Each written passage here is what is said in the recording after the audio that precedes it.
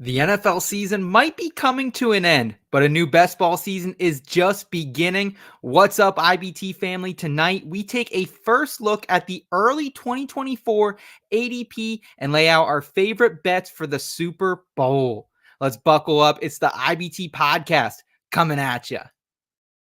Cause I've been in tune, out of touch, coming off the bench, trying to shake the fun, check your stat line, see who's up, that over under hit too clutch. And I'm trying to avoid getting carried away with the jet sweep, sleeping on a trick play, predicting all of my moves like they seen every play. And so I'm running it back, head down, get out of my way. And it's for the law with only one thing to do. I guess I'll say a prayer and put it all on the line for you. What they don't know, something they haven't seen. I find a gap on the screen and hit them right in between. Yeah, I got it, and I got it.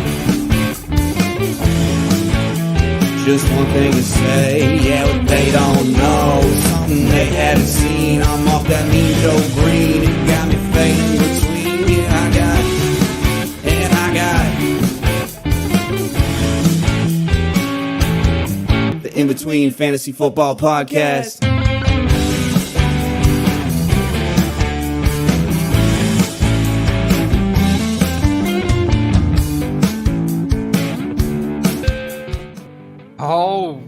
All right. It is Tuesday, February 6th, my sister's birthday, 2024. Vibes are high as all eyes are on Sin City for the Super Bowl.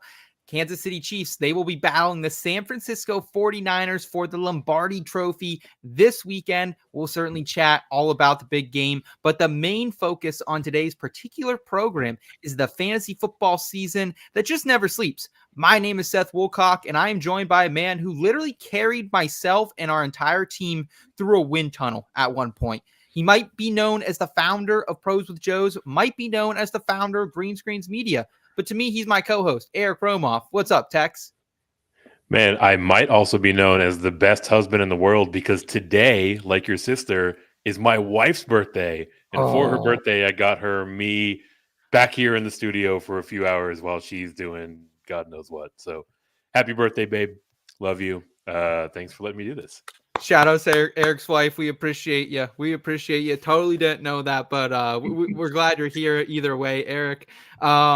Also, we're going to be plugging into the brain of another man tonight, a guy who's now been nominated for 2 awards for his fantasy football writing skills, a guy who has saved thousands and thousands of lives at the airports across the Seattle area. He's Scott Rynier. Scott, how are we hanging, my friend? I'm good, man. Can I tap you into my boss and let him know how many lives I've saved? I do like, Eric, how I'm the best husband was followed by on my wife's birthday, I'm doing a podcast. Yeah, that's good husband stuff, right? That works for me. Sounds good. No, I'm good, man. I mean, my two nominations aren't quite as many as somebody else on this stream, but no, it's an honor and it's exciting. Absolutely, man. Absolutely. Big time for us over here, IBT. We appreciate everyone who's helped us get to this point. We're absolutely loaded on the show tonight, guys. We're doing it. We're scratching that itch a little bit. We're going to be looking at some fantasy football 2024 ADP, courtesy of Underdog Fantasies. The big board, best ball season's back. So excited to dive into that. I've been scratching my own itch the last couple of weeks, getting some leagues underway here. And guys, we're also joined by our producer, whose camp is telling me that he was checking out a punk bar in the south side of Pittsburgh this past weekend. Kyle Scott, how we doing tonight, man? I'm doing fantastic. My clothes and hair no longer smell like cigarettes. Thank you for asking. Yeah, punk bars still exist. A lot of denim and leather and spikes. A lot of cool black boots. Kyle, you have a camp that informs everybody about stuff. Yeah. I missed a lot in the last few months. Kyle's made it. I'm big time now. You missed a lot, Scott. Big time that still hangs out in the south side of Pittsburgh, where you got to keep your head on a fucking swivel down there. And I've heard from different people, Kyle, never be the drunkest guy in the south side. That's the guy looking for trouble. So hopefully that wasn't you putting back some Iron City heavy pounders this weekend. Always Iron City heavy pounders, but I was nowhere near the drunkest one in the bar. It was karaoke night, so nowhere Okay. near the drunkest. All right, fair enough there. Thank you to the IBT family for checking us out this week, along with all the weeks of this 2023 NFL season. It's because of you guys coming in each and every week, leaving us comments, giving us thumbs up on the video, encouraging other people to like and subscribe to the channel. That's really helping us continue to grow here. We have a goal, a little bit of a goal here. It's a lofty one, but we're looking for 1,000 subscribers by the NFL draft. That's also NASCAR Dover week, where Elliot and I will be out there covering the race in person. So it's a big week for us there. We're looking for 1,000 subscribers. Thank you guys so much for helping us. We just had a huge week in NASCAR. We're up 10 units heading out of the first weekend of it, and the PGA season heating up, the Waste Management Open. That's going to be a fun one down there in Phoenix. Eric, you're not too far from there. You ever been out to the Waste Management? I have not been out to the Waste Management. And despite popular opinion, Texas is kind of far from Arizona. It's a big ass place. I just kind of grouped the whole South there together. So my mistake it's basically there. like East Coast or not East Coast, right? Absolutely. Let's welcome in the IBT family. We got Dave in the chat. What's up, Dave? Good to see you. We got Megan. Hey, Megan. Good to see you. Thanks for joining us. We got Hoove saying best bars smell like ciggies. Nah, I don't know. I'm mixed on the ciggy. Scott, how do you feel? You're usually the sober ones in the bars. Do you prefer cigs? No cig smell? How do you feel about this comment from our guy Hoove? I mean, at this point in my life, I definitely prefer no cigs. But there was a long portion of my life, including once it was banned in this state, where I was a smoker, and Hoove was absolutely right. Absolutely right. But nowadays, I don't really go to the bars that often, so I'm not really probably a good one to chime in on this. There we go. We got Dave saying, I played in a hockey tournament in Pittsburgh. I'm sure Dave coming down from up in Canada probably was kicking some Pittsburgh ass there, I'd say. What do you Dave would be mean on the forecheck. You know it. Dave's probably out there slinging them, probably getting in the penalty box, putting them up 1-2. Let's see. We got Albert in the chat as well. What's up, Albert? Good to see you, man. Hope you're having a great Tuesday as we head towards the Super Bowl. And guys, let's go ahead. Let's jump into it. Let's kick things off with Would You Rather, and let's look at a little bit of Best Ball ADP for 2024. Risking business or that they'll say. Are you that hard on the rocks? We're chilling with a cold one. Feeling bold one or hold back. Would you rather? This ain't no simple matter.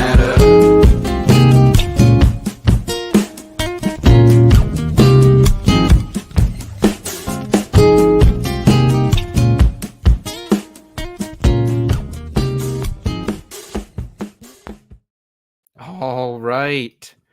Figuring this out here as we got Scott here connecting back with us, Eric. And have you got into any best ball drafts this season so far? Best ball, if people are new to it, it's this form of fantasy football where you don't set lineups each week. It kind of maximizes the funnest part of the league, which is drafting.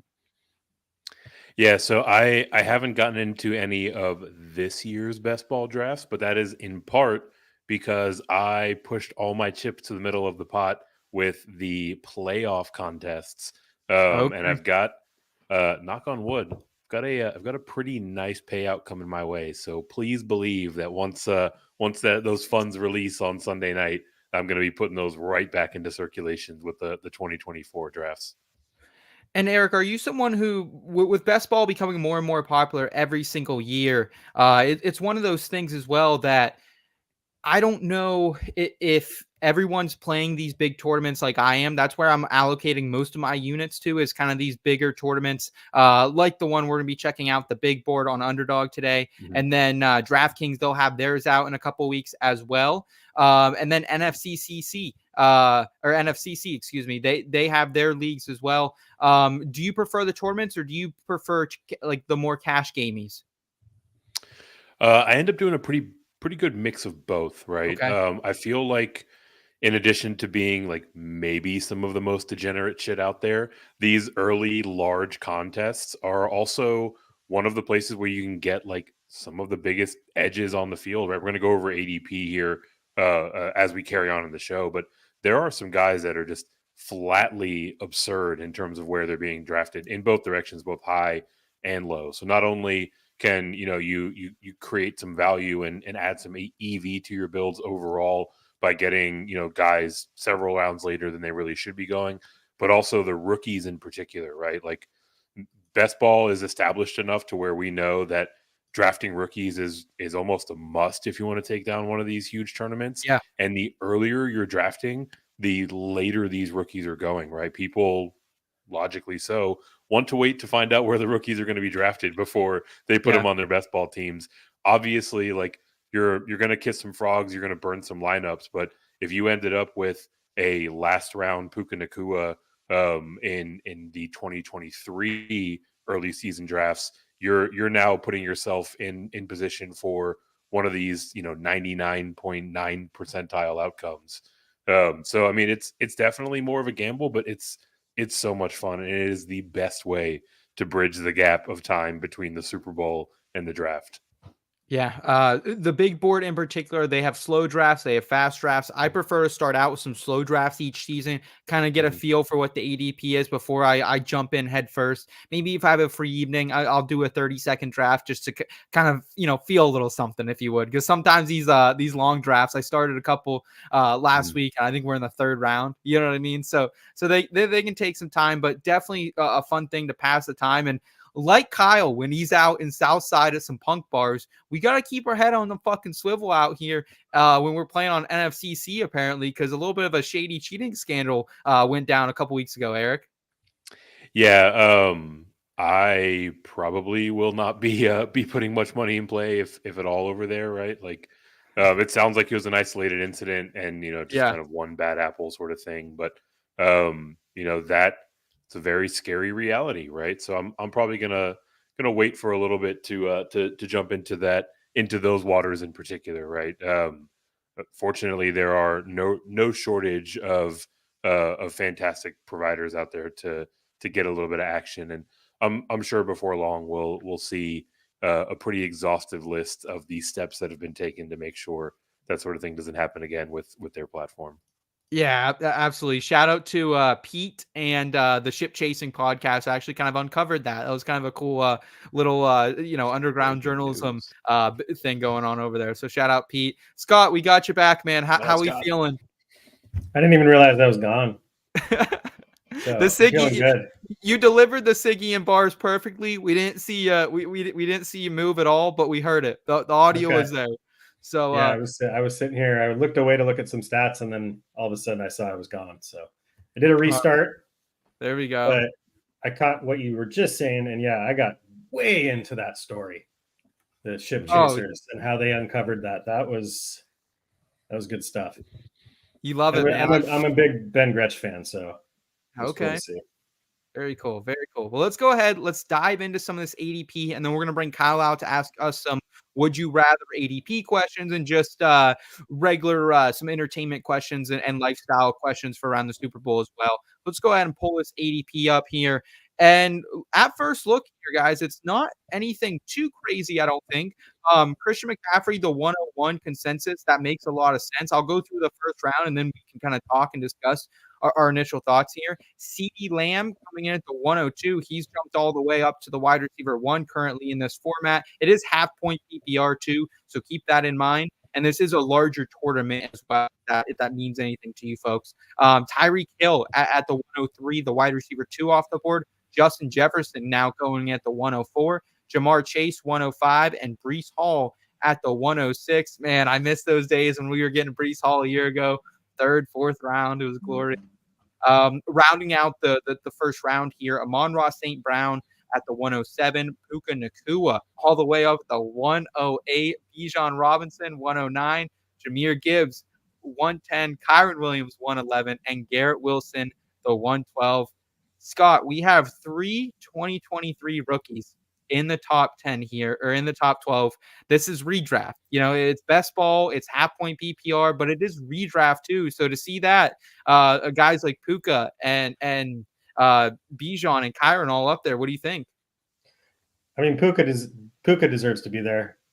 I mean, nothing's really going to be changing in LA, and I mean, I was talking with a buddy about his season, and there were the receptions, yards, and touchdowns threshold.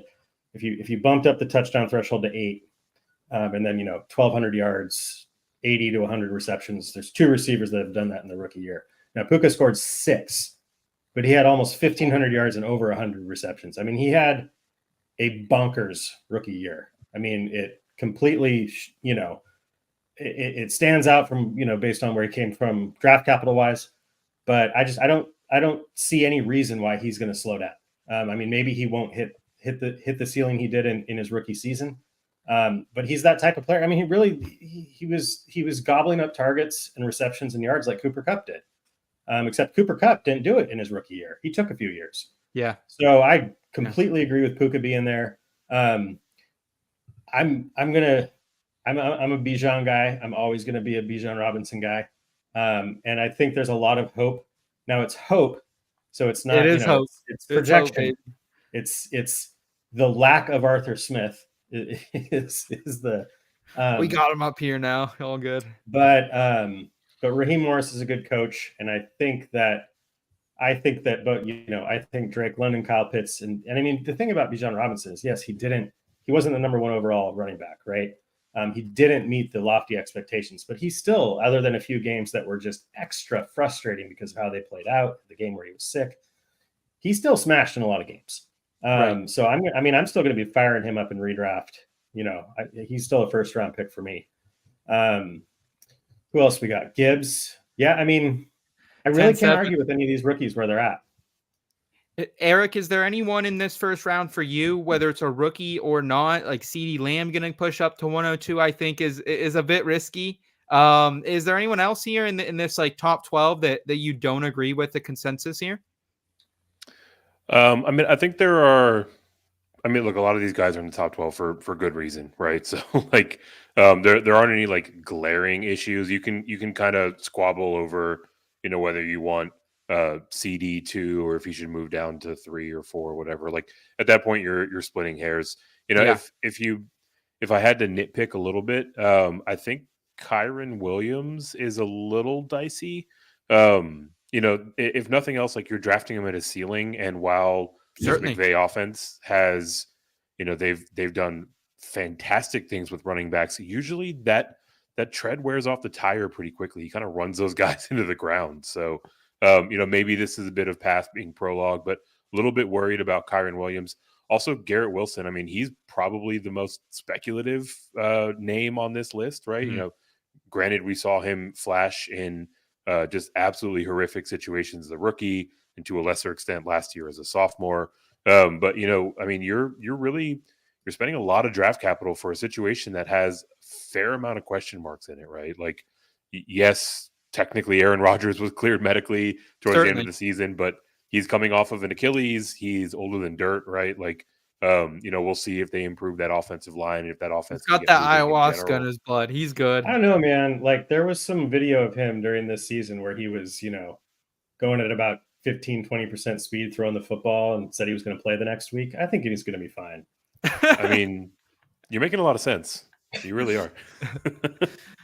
Let's go a little bit further position by position before we get some would you rather questions in here with Kyle. The quarterback position, Josh Allen, the only one with a super inflated ADP here in the second round, 18.8. Jalen Hurts falls back a little bit, potentially with the loss of the tush push, 35.1 going towards the end of the third round now. Lamar Jackson has jumped Patrick Mahomes. It's Mahomes and then Stroud, Anthony Richardson back-to-back, which will be sophomore quarterbacks there. And then down the board a little bit, it still gets interesting. Joe Burrow, quarterback 8, Justin Herbert, Jim Harbaugh in town, quarterback 10, and Brock Purdy, Kyler Murray, they're looking like a pretty good deal down there at QB 12 or 13. Anything stand out to you here, Eric? Anything that jumps off the page that you say, wow, that is a value right away, or I'm not paying that price? I'm going to have a lot of Anthony Richardson in best ball drafts, especially if this ADP holds true. He's someone that I think we're going to see his ADP rise a pretty fair amount. I mean, the upside is unreal, right? Granted, it comes with risk, as evidenced by last season, but that's definitely someone that I'm going to be targeting. The name that I want to mention is one that we actually haven't touched on here. I think you're gonna have to scroll way down Yeah, to keep scrolling. Mr. Yeah. Jared Goff. A Wow. guy looking at that big board overall, 2 of his weapons are inside of the top 12. I'm assuming that his tight end is tight end 1 or 2. Yet here he is as QB like 28 or whatever, right? Like if the market is telling us that all of his receiving weapons are going to have ceiling type of seasons, you would tend to think that Jared Goff probably is going to have a pretty good season as well, right? So he could be someone that, if you're on that 1-2 turn and you want to start building some stacks with Amon-Ra and Gibbs, you can basically get Jared Goff for free, whatever, 10, 12 rounds later, right? And Benny Boy's back too. Benny Boy's back. So I think it's just vibes are Cold high. feet on the flight to Washington, right? How about it? All right. I like that. Let's check out the running backs here. Or Scott, do you have anything to add for quarterbacks? Anything you're seeing? I like, for me, what stands out is the kind of wait on QB zone. Jordan Love, Brock Purdy, Kyler Murray, Tua. Like that would be my sweet spot.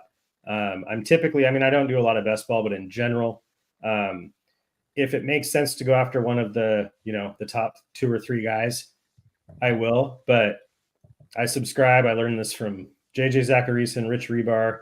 If you're not, don't be the guy in your league taking the QB6 in your drafts. So I subscribe to that because the actual data behind that has kind of roller coastered, since late round QB came out in 2011. But if these ADPs hold, like those 4 quarterbacks, I'm picking other positions and just I'm gonna feed off one of those guys. Yeah, I generally feel the same. We'll talk Especially more about if the Cardinals draft Marvin Harrison. Whew, yes, I'm with you there. We'll talk more about it, but I generally agree with you. At the running back position, we talked about McCaffrey, Brees, and Bijan and Gibbs being in that first round, as well as Kyren Williams. At the RB6, it's JT. Devon Achane jumps all the way up to RB7. That's a steep price. Then we have Saquon coming in at RB8, Travis Etienne, RB9, Isaiah Pacheco, RB10. He's got 1 game left this season. Rachaad White, your guy that we shit on you for last year, Scott, all the way up at RB11. Congrats on that call. Hell of a call. Dang, where's Dameon Pierce going? James Cook, RB12. Austin Eckler all the way down to RB20. I think that's an interesting name there. Tony Pollard, RB23. Obviously, we don't know where these guys are going to go, but definitely interesting to see the board. I feel like this is one of those drafts where generally, if you want to grab an anchor running back, that's fine. But I wouldn't mind if my running back won again this year with someone like a Travis Etienne or an Isaiah Pacheco. Wait for maybe one of those guys, and then you could still potentially get one of these other RB2s like a Montgomery or an Austin Eckler, someone like that. Yeah, for me, that's quite a staggering fall for Austin Eckler from top 3 last year. Yeah. Now, whether it's warranted, I haven't really dug into it all that much season recap wise, but that seems like pretty good value for Austin Eckler just with his ceiling. And I agree. I think,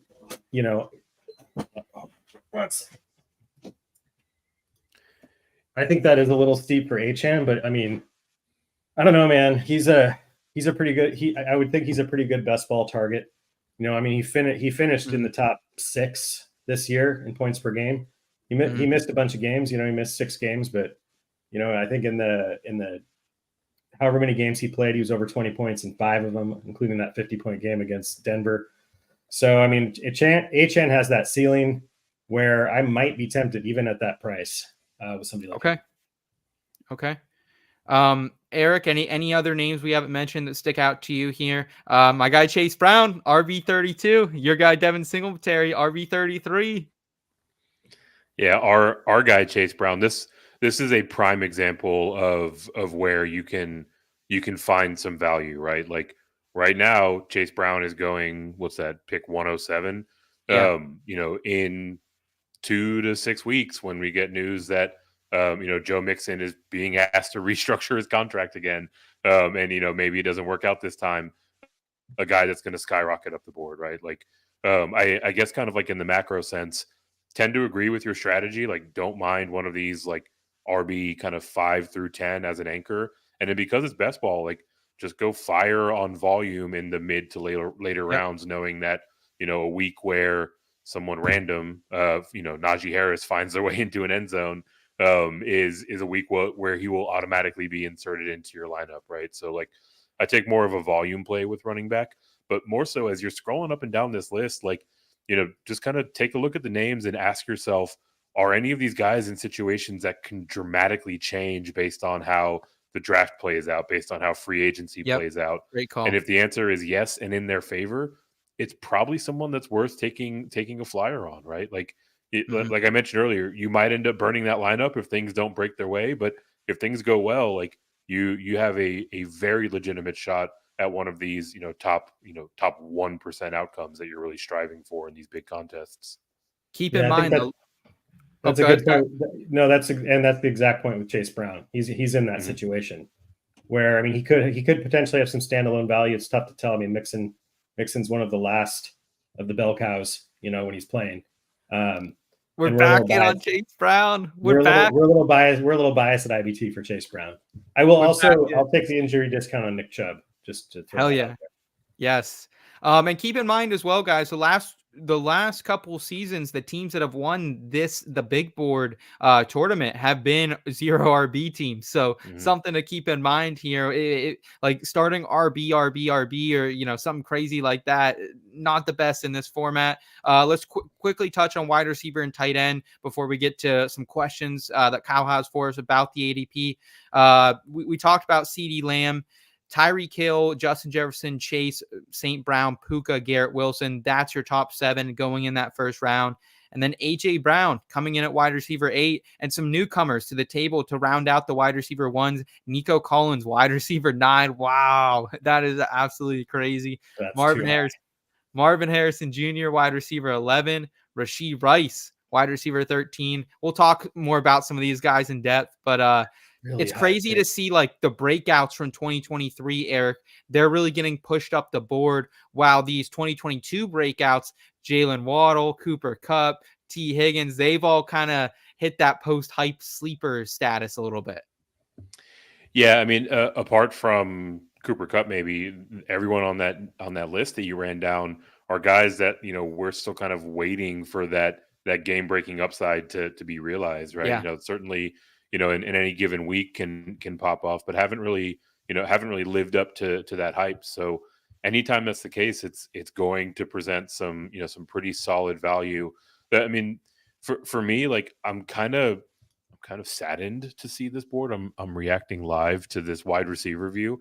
There are several rookies that are pushed way up the board. Oh yeah. And like the whole benefit of drafting this early is that the rookies are, tend to be a little bit depressed in terms of their ADP. But I mean, the model's out there, right? Like people know that you need to stack up on rookies if you're trying to reach some of that upside. So you're going to be paying full market value for them, it looks, based on this list. Yeah, absolutely. At the tight ends here, it's Sam Laporta, no doubt about it. Tight end 1 going off the board at 29.8. Travis Kelce going in the 4th round now, 46.1. Trey McBride, Mark Andrews, George Kittle, they round out the top 5. And then you still have some potential steals down the board. We have Brock Bowers, tight end 7, David Njoku, tight end 9, Goddard, tight end 13, Hawkinson coming off the torn ACL, 12. So we'll certainly chat all about this. Let's go ahead. Let's get Kyle ready to come on screen. He's going to have some would you rather questions for us, but overall, it's shocking to see what this ADP is. Again, some different parameters where you have to go off, the best ball strategy factoring into this, as well as just the general craziness of this time of year. So crazy to look at that. Let's go ahead. Let's bring us back into the 4-pack here. And Kyle, what questions do you have for us? Whether they're ADP related, Super Bowl related, what do you got for us? We have a bunch of really fun questions from our boy Seth over here, of course. So we're going to start off with a Super Bowl question, really fun one. Would you rather fight a coyote or ChiefsAHolic? Now, do you guys know who ChiefsAHolic is? I do now. I didn't, but now I do. Yeah, go ahead, tell our audience, Lord. Kyle. So allegedly, he's a Chiefs super fan who dressed up in a wolf costume and is robbing banks on Chiefs road games. So Wait, It's is like a he football- allegedly a super fan or allegedly a criminal? Or I guess both are up in allegedly the a air. criminal. It's like Yeah, a football Super point fan break. on the record, but right. allegedly. Good clarification by me.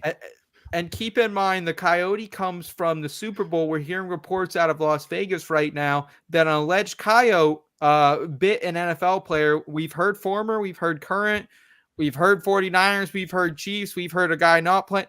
We don't know what's real or what's not. So this could be completely fake news. But taking that out of the question here, Eric, what do you think? Where are you going here? Either you fighting a Coyote or you fighting ChiefsAHolic? Man, an alleged coyote. The allegations are flying left and right here. I don't want to get sued. That's all.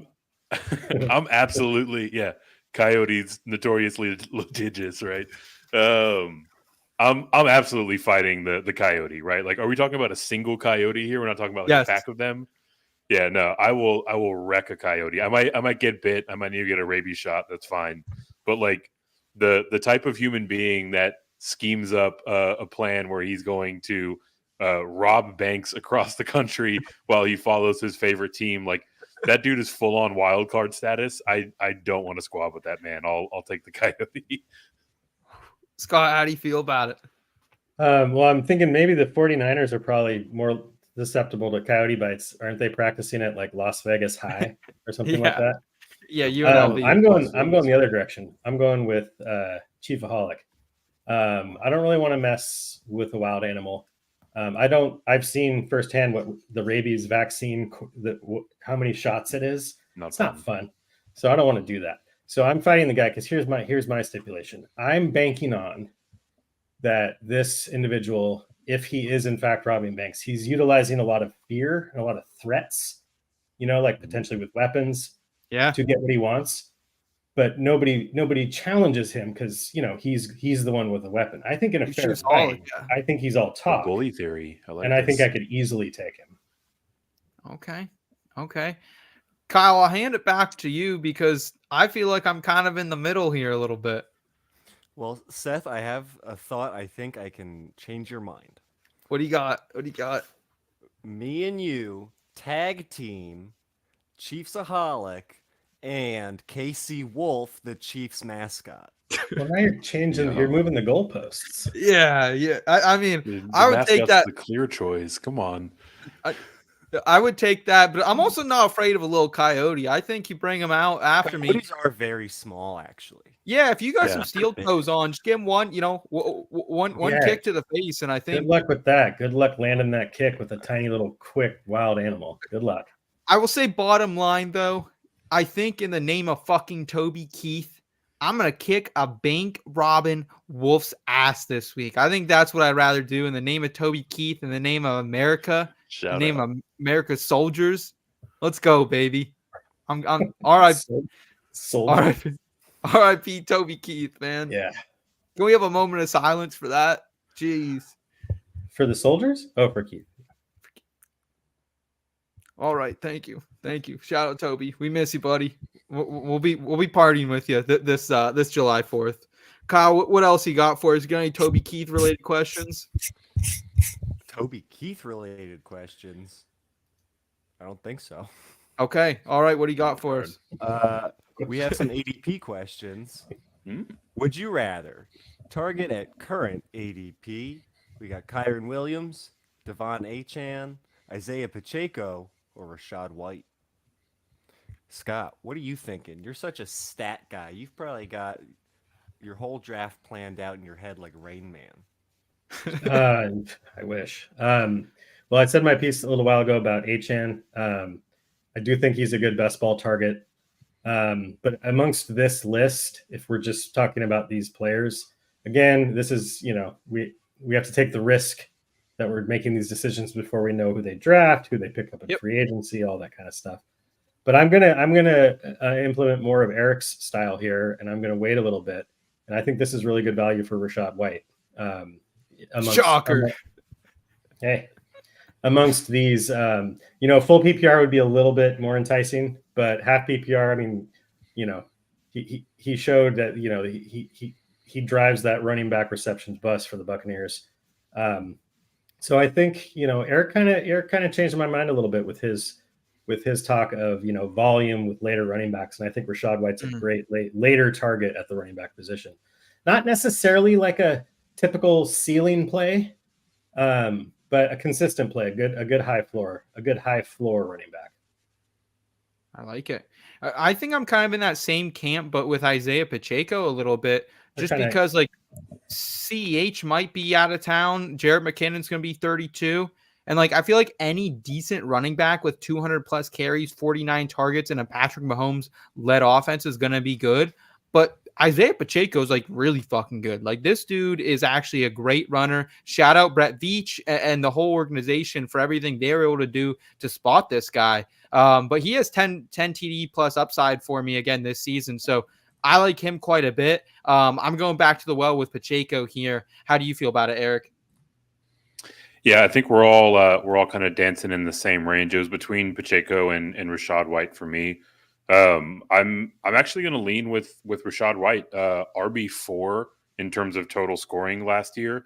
And I was actually looking at this specifically to see, who's kind of got the better upside. And the tiebreaker really falls into two things. While Rachaad White is certainly the more steady piece, he's got plenty of 20 plus games in his log, right? RB 8s, 6s, RB1 in week 9, right? So like definitely has the upside, but also the team context, right? Like kind of speculating here a little bit. We look at the state of the Chiefs versus the state of the Buccaneers. Both of these guys are on rookie contracts, but a team that is in the Super Bowl kind of perennially now, adding another running back piece is one of the moves that they tend to make, right? It's kind of one of those last piece sort of luxury additions. Whereas Tampa Bay is going to have to answer a lot of questions with their roster this offseason. And if they already, have an answer at running back and one that's relatively affordable, I think they're more inclined to stand pat there. So that would really be the tiebreaker that would put me on White. Okay. All right. Yeah, that sounds good. Kyle, what else do we have for you? Yeah. So we have a couple more Super Bowl questions, such as, would you rather have Usher or Creed perform at Super Bowl, 58 halftime show? Good read. Thank you. Eric, what are you thinking? What's your favorite Roman numeral?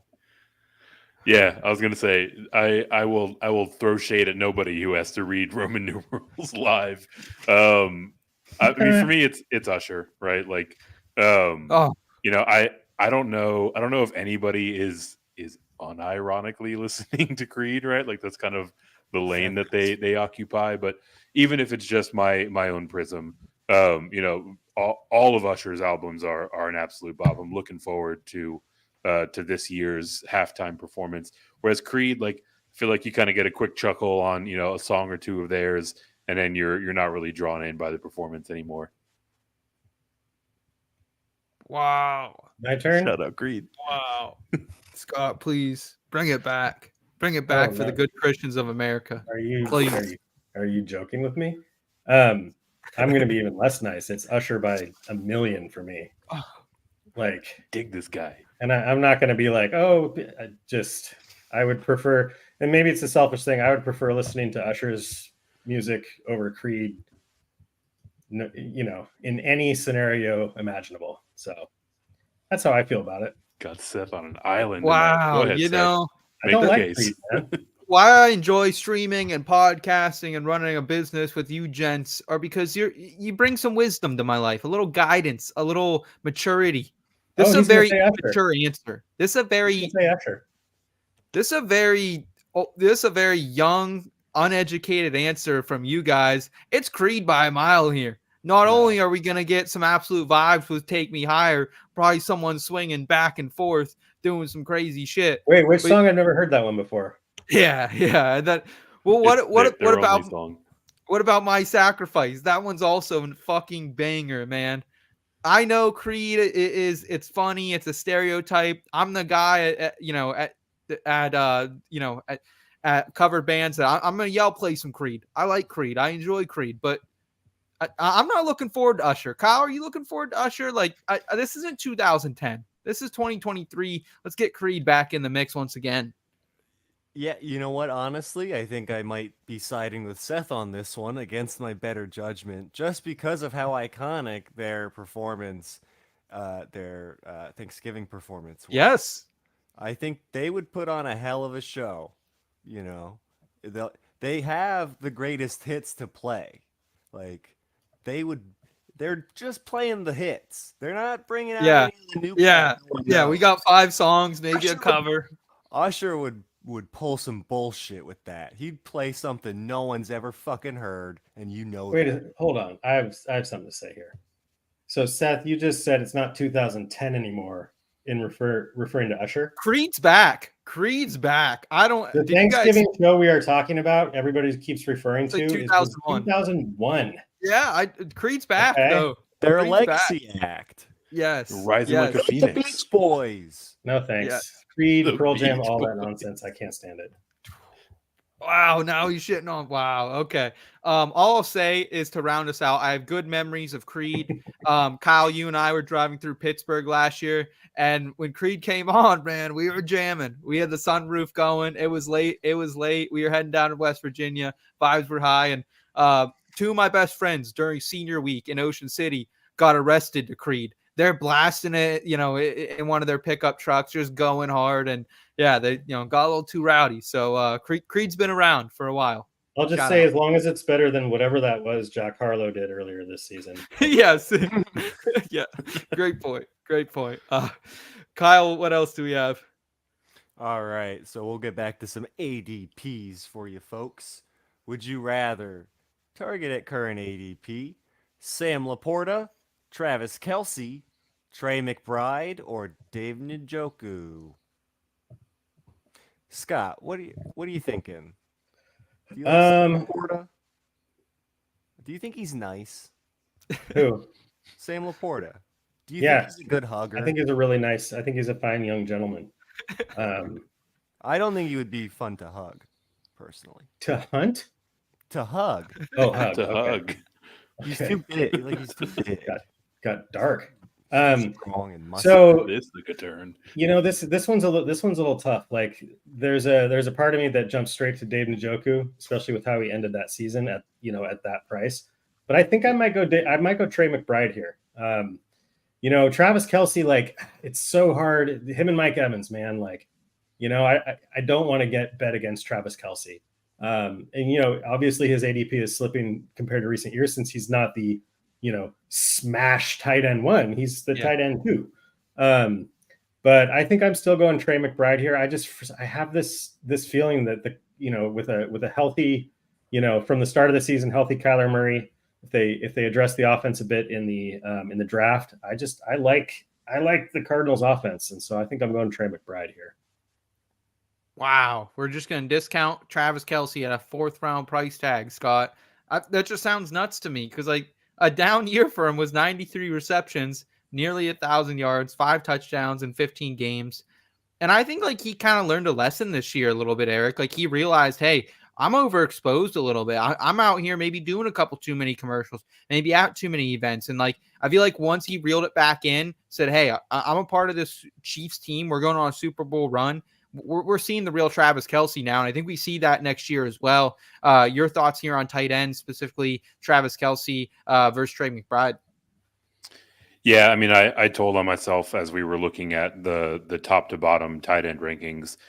Travis Kelce, where he's being drafted right now, is insane. Like, to your point about this being a down year, all of those stats are what quantify as a down year for him. And yet he's still tight end 1 on average, right? 14.6 points per game. Like, I have to think that his ADP being depressed to this point is like some measure of like random Taylor Swift hate that he's still catching. And also there being some threads out there in the world that he might retire if they win the Super Bowl this year. I'm assuming that when he does not retire, we'll see him creep up to be pretty much neck and neck with Sam Laporta. So until that point, I'll happily take the value. Once he gets up to the kind of early to mid 30s, I'm right there with Scott. I'm smashing Trey McBride at 56. Yeah, you guys convinced me. At that price, there's no reason to not take Travis Kelce right now. You're right. It won't be that price for long though. So I know. Fire up your Underdog app right now. I'm in all these drafts and we're not moving. I'm trying to get to the fourth round. Dude, I was gonna say this when we were talking about this is why you don't slow draft, right? Like best ball is about responding to the market, and someone's ADP can be entirely different 2 days later when it's your turn to pick again. It's a great point. Kyle, I think we have a wide receivers ADP question as well. We can bust out quick. Yeah, we do. Give me 1 second. Yeah, would you rather target at current ADP Amon-Ra St. Brown, Puka Nacua, Nico Collins, Rashee Rice, or Brandon Ayuk? Man, that's a tough one, I think, because like some of these prices are a little bit inflated. Like I love Nico Collins. I put him on the thumbnail because like heading into the last couple of weeks, I was like, I think I'm going to be in on Nico. I thought Tank Dell might see a little bit of a bump and we might get them closer to similar ADPs. We didn't at all. And to see Nico and Rashee, guys who carried me in a lot of leagues, this high up in the ADP is kind of a bummer. With that being said, I think I would just rather target the chalky Amon-Ra St. Brown here, Scott. 6.9 for his ADP. I almost took him overall 6 today, ahead of Jamar Chase, ahead of Brees. 119 receptions, 1,500 yards, 10 TDs. Vibes are high in Detroit still. I want a piece of it.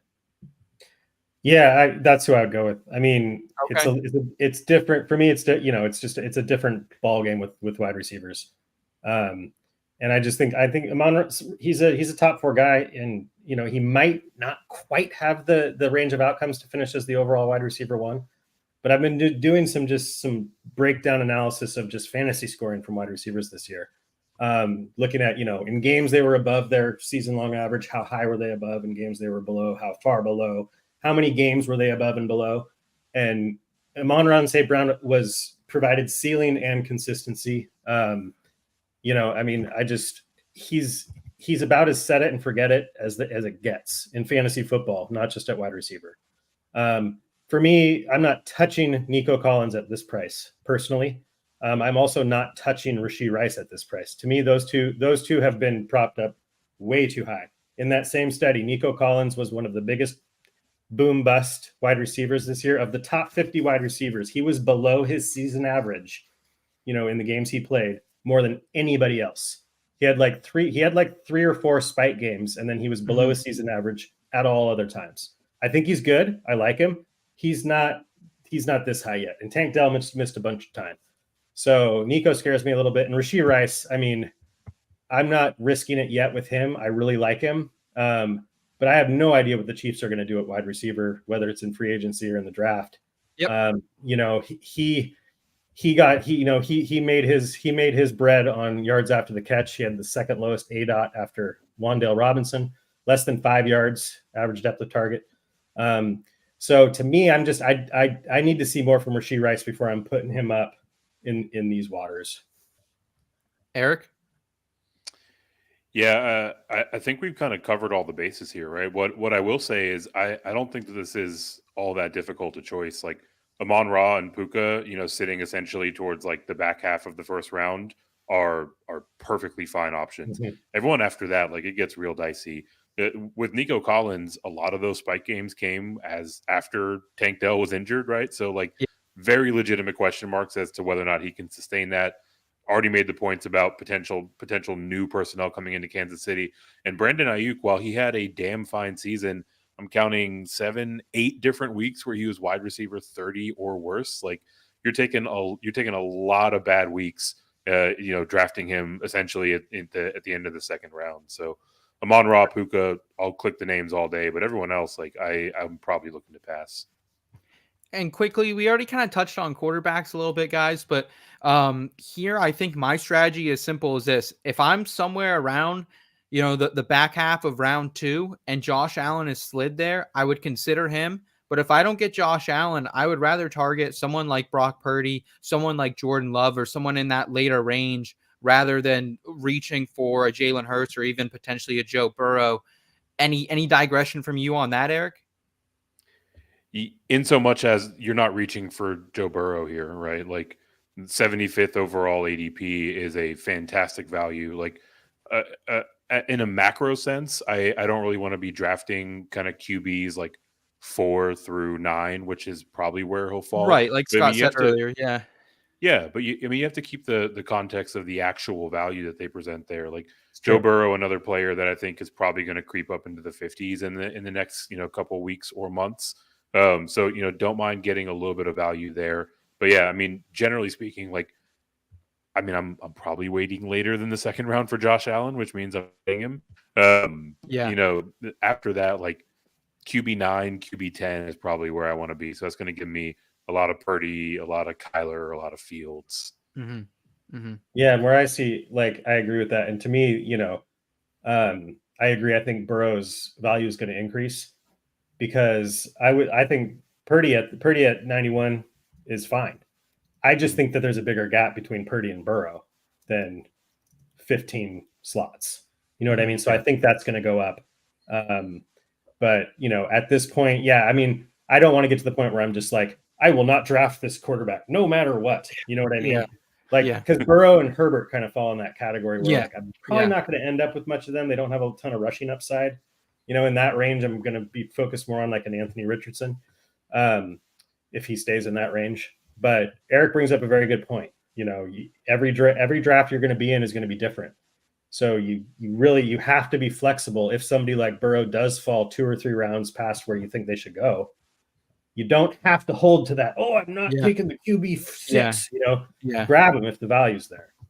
Head on a swivel, like Kyle in those Pittsburgh Southside dive bars. Kyle, hit us with one or so more questions here, even if it's non ADP related. Yeah, for sure. Would you rather have sports gambling, recreational marijuana, or buying tobacco at 18 legal? Seth, This is a very Seth-coded question. You should start. All I'll say is that if you would rather have buying tobacco at 18 legal, you hate our youth. Let's just say that right now. That's a fine law. It is legal at 18. In my state, it's not now. You got to be 21 now in Pennsylvania at least. So in Washington, kids can smoke, but I can't freaking gamble. That's awesome. Yeah. So, but honestly, like, I think sports gambling should be legal in every state. I think recreational marijuana should be legal in every state. I don't think buying tobacco at 18, I don't really care about it. I love our youth, so that's cool. But give me sports gambling because that would help. Damn, no. But the question isn't should these be legal? Should they legal for 18-year-olds? That's the question. Oh no, just the buying tobacco is the 18-year-old one, Scott. Oh, I misread it. Yes. Okay. Are there any alleged coyotes in the mix? Kyle, how do you feel about this one? Because like sports gambling and weed, that's a hard one to like. I love them both. It's hard to pick one. Yeah, I mean, for me, it's not because of my job. I can't bet on most sports. That's true. I don't smoke tobacco. So you do the math on which one I would choose. Are you secretly an NFL player, Kyle? Yeah. Okay. I thought so. I'm Adam Vinatieri. Are you the one that got bit by the coyote? Can I see your leg? No. Eric, how do you feel? Insurance on this leg? I mean, it's pretty easy for me. Like, you can miss me with tobacco just in general. I live in the godforsaken state of Texas, so nothing fun or enjoyable is legal. So I don't have any of these things. And for me, it's got to be sports gambling. Like I got the plug on the on the flower as needed, right? I feel like if you do a little bit of planning, you map it out in advance. You can get by pretty well with other means of acquiring. Whereas sports gambling, like these lines move, right? You do some analysis, you find an edge, you want to jump in there and get it. So I'll take the sports gambling. Hell yeah. Hell yeah. Scott, what do you got? Well, and remind me, Eric, is the state of Arizona inside the state of Texas? It is, yeah. Actually, the state of Arizona, No, it's almost no, like just it's like a because, grouping of cities inside the state of Texas. I mean, this one's pretty easy for me because I don't smoke weed, and my state doesn't allow sports gambling right now. So I'm definitely raw dogging some sports gambling. Yeah. Oh, well, I appreciate the honest answer there, boys. Nothing like bringing raw dog and back up.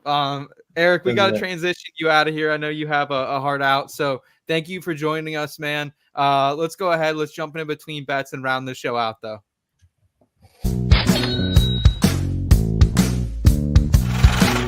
Between bets. Between bets.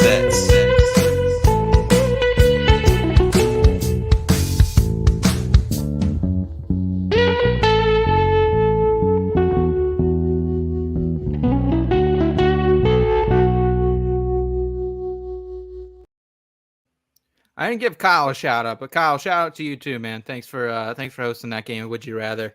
Always gets off the rails in there. But Scott, we're looking at Super Bowl bets, man. It's our time. I've been diving into these lines for about the last week or so. We've seen some Super Bowl's movement here. It's finally here. It's been interesting too, man, because seeing kind of what happened with the overall spread. It started out 49ers about a 2.5 point favorite. They kind of go back down to about a point and a half on most sports. Right? Yeah, now it's kind of crept back up. We've seen the total stay about the same, however. So I'll be honest, I've been riding the Chiefs and hammering the money line. They've been an underdog in most of these games so far this postseason. I think I might be getting off the ride just because I have no idea who's going to win this game. I think it's two super evenly matched teams. They are my pick to get to this game at the start of the playoffs. So are you attacking the spread or the money line at all here, Scott? Is there anything in that interests you, or are you more taking to the prop bet street market this week? I would be more interested in the prop bets. I mean, personally, I'm taking, if I were in a football pool, picking winners, spreads, that sort of thing. I'm taking Kansas City straight up. I think they win this game. I don't think San Fran's seen a defense like this since Baltimore.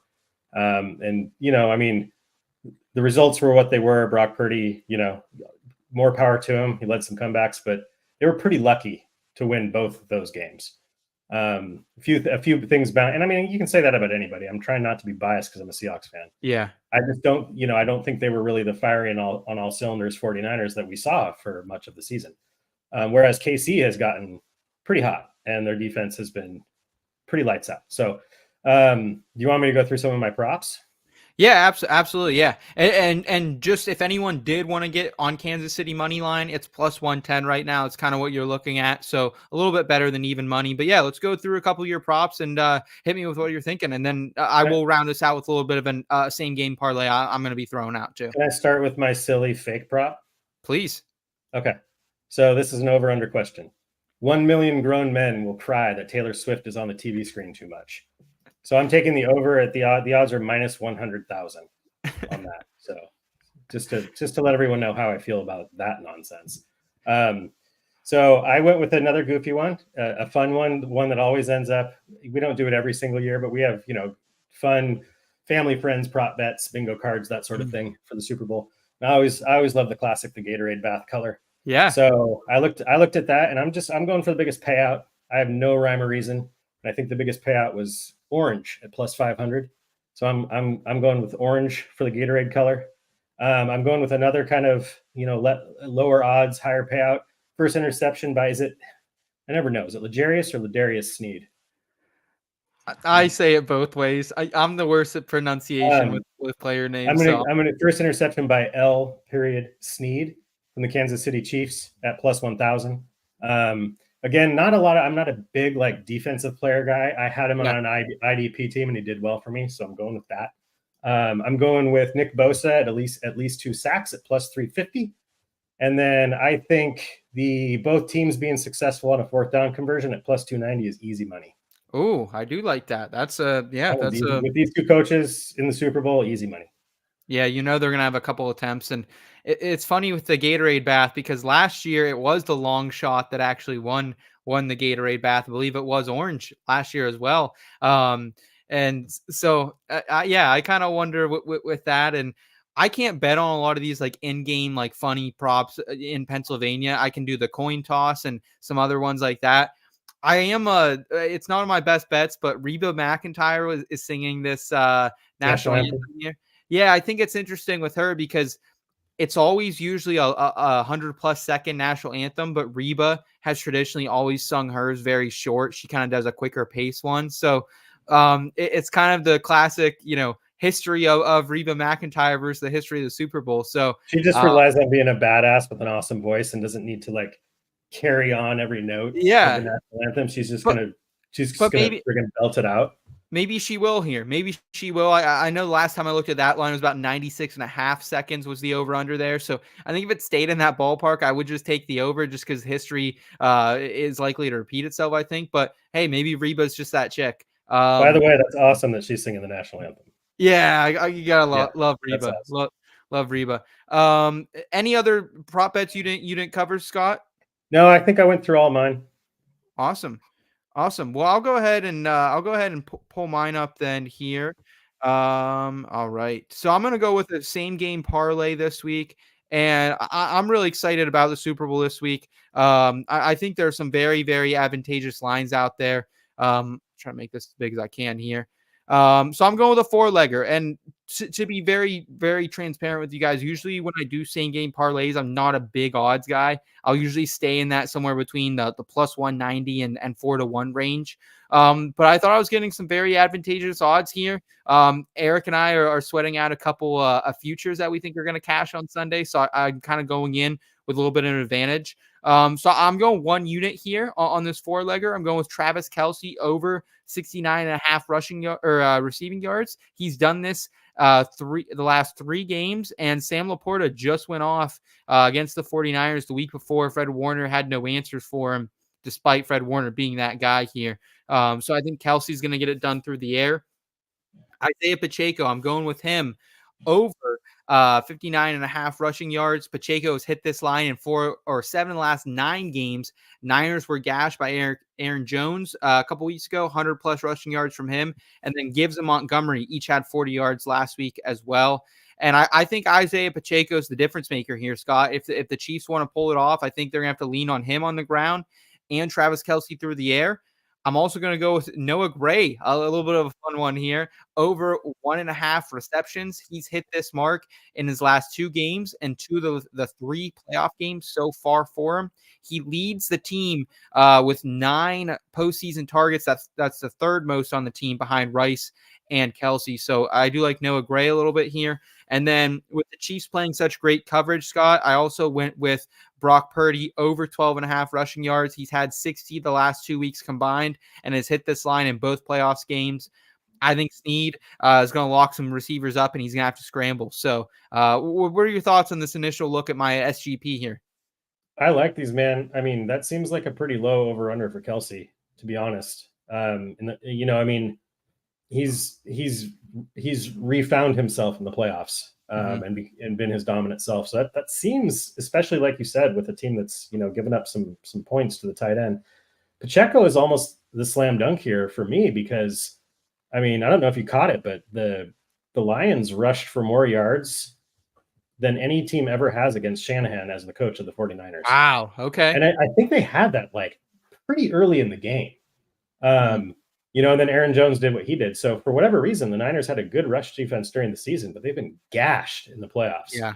And Pacheco is that physical run, he's a physical, chicken with his head cut off runner. So I think I like that one. I mean, and I think the Purdy over 12.5, I think that's easy. I think he'll get that in 2 runs as he flushed out of the pocket. He'll probably be sweating. Because Noah Gray will probably catch a ball in the first quarter, and then it'll be like midway through the 4th, and you'll be like, you got to be kidding me. This is what's going to friggin' break this parlay. That's the riskiest leg. That is the riskiest. I know. Leg, I think. But it's also it's bizarre because it's like it seems like nothing. 2 catches. That's all he needs. Yeah, he's just become that safety valve because they don't have anyone else. We don't have confirmation yet too that Kadarius Toney is playing. We have heard he's on the scout team this week because he's the kind of the closest thing that can simulate some of these speedy San Francisco skill players, but no confirmation Kadarius will be playing. No confirmation that Sky Moore is going to be back out there as well. So I think Noah Gray is gonna potentially get a couple receptions here. So I hope that would be I would love to see it. We got Hoove in the chat. What's up, Hoove? Good to see you, man. You got any Noah Gray stashed around any dynasty league, Scott? No, I don't. Oh, okay. I have no Noah Gray. No Noah Gray. No Yep. Noah Gray. Well, I am absolutely pumped up for it. We got a lot of great content over there on the site for the Super Bowl as well. Rachel has her prize picks out already. We did a little bit of a betting preview, and I think I'm going to probably put that SGP up there as well. So much other good content. We got 3 articles coming out a week for PGA, 3 coming out for NASCAR on race weekends as well, and a bunch of good shit in between, man. It's been so much fun doing kind of what we've been doing over here at IBT, Scott, kind of just mixing it up. Way to work in between there. That was clever. Yeah. Doing our thing, man. But it's been a blast, and been a blast to hang out with you tonight, my friend, as well. It's good to be back. Yeah, I was bummed to miss last week, but I was under the weather. Yeah. So, which might have been okay, just because I know there was a lot of talk of the Senior Bowl and some prospect stuff, and I haven't fully dug in. Although it was funny, I was chatting with our boy Herms last night. Yeah, We were just chatting about some stuff. We started chatting about some of the QB prospects, and I told him, I was like, I haven't really dug in yet. And we kept kind of talking, and I was like, oh, fuck it. So I opened up my spreadsheet and started, I was just like, okay, I got it. I got the itch now. So, yeah, no, it's good to be back. And Seth, congratulations. I don't think I said it directly to you on your 4 nominations from the Fantasy Sports Writers Association. Good luck, bro. Hey, thank you, man. And congratulations to you. And there's nobody I'd rather go up against for Football Writer of the Year than yourself, Scott Rainier. And man, it's been a hell of a journey. And I'm just so grateful for this. And I'm grateful for this IBT family that allows us to do this. They're the ones who give us their support and allow us to continue to make good content across our channels, whether that's here on YouTube or over there on the website. So, Scott, congratulations to you too, man. Super proud of you. Super proud of this company and everything we're building over here. And excited to see where this goes, man. We'll see in a couple weeks who comes out the victor on that one. Hopefully it works out better than our Cam Akers and Rashad White wager that we had earlier this year as well. Well, that would be fine if it works out like that for me, but not as much for you. Yeah. It was a little bit of a barn burner there. But guys, so much fun hanging out with everyone. Kyle, thank you for making time for us tonight as always. Eric, it was great to hang out with him as well, and everyone in the IBT chat. We appreciate you guys. We'll be back next week to discuss the fallout of the Super Bowl and some more 2024 content. Until then, you guys know what to do. Keep it in between out there. Thanks, y'all.